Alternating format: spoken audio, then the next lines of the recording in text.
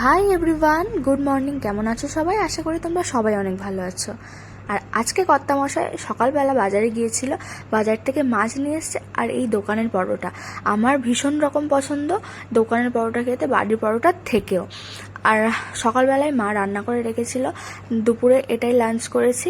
মাছ ভাজা, বিউলির ডাল, ওল সেদ্ধ আর ছিল মূলো পালঙের তরকারি।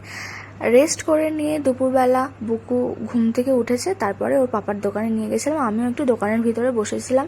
আর ওর পাপার দোকানে আসা মানেই বায়নারা শেষ থাকে না, এটা খাবো সেটা খাবো। ললিপপ নিয়েছে, কুরকুরে নিয়েছে, জেলি নিয়েছে, আরও অনেক কিছু।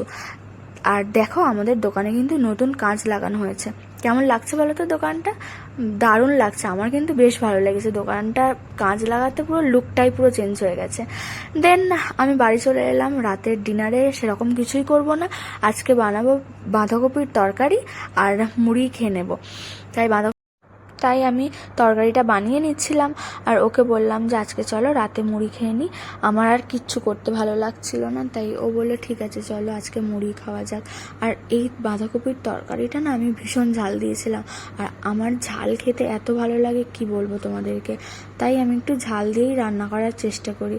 যাই হোক, রাতের ডিনারে আমি ছেলেকে দিয়েছিলাম কর্নফ্লেক্স আর দুধ। ও সেটা খাচ্ছে, মাঝখানে নাচছে, এটা করছে, ওটা দেখাচ্ছে, লুকাচ্ছে। আর যাই হোক, সে করুক, কোনো ব্যাপার না।